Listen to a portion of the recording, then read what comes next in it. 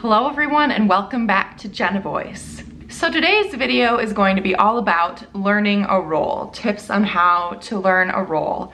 And the last video that I made was all about tips on learning an aria or a song. And so there are going to be a lot of tips in this video that are pretty redundant of what I said in the last video.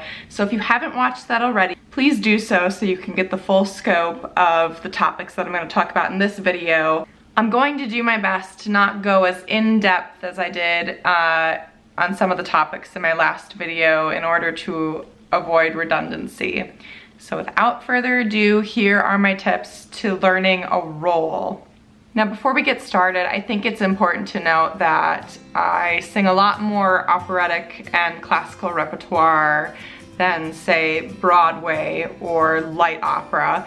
So the tips that I'm going to give today are more streamed towards classical music, but I would definitely say there are so many similarities in terms of learning roles between musical theater and opera. I think the main difference is the languages you're working with. So the very first thing you need to do, of course, is acquire your score that you are going to be working with, the vocal score of the opera or musical theater piece you're doing.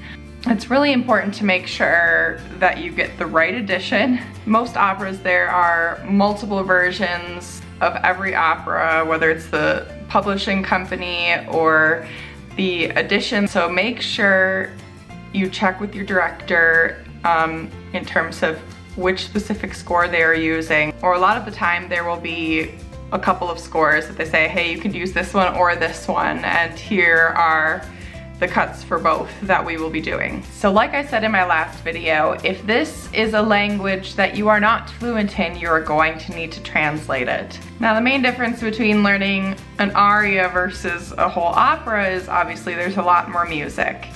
Personally, I like to translate the entire opera, not just my lines or the scenes that I'm in. Personally, I find that to be extremely valuable. You by no means don't need to do that, but I recommend it. I really think it's part of doing the research for the piece and completely understanding the story and what is going on between all of the characters. So after you've translated the opera, next comes the step of IPA.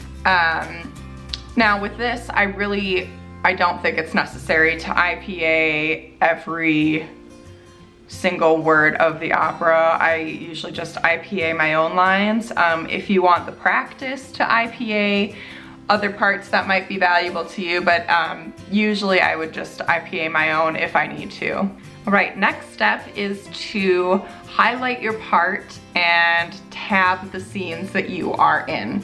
This is just a really easy way to map out the musical or opera.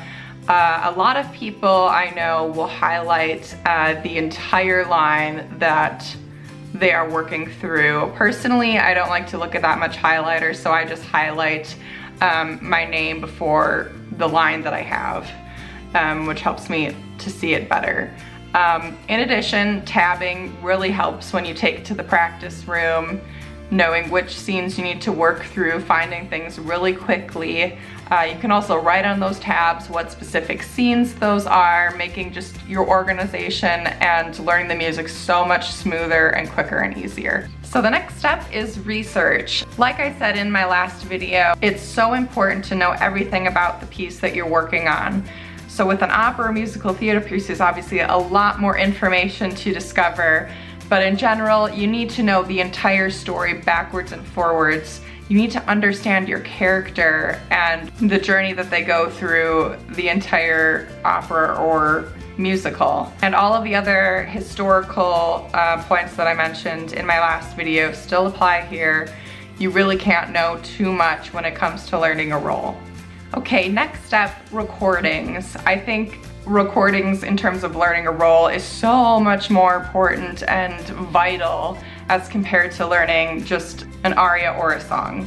In terms of researching my character, I find it so helpful to view as many videos as I can find, audio recordings to get a taste of how other people have sounded singing this role, and see other physical characteristics that other singers have used when performing this role. I would definitely check with your school library if you are in school.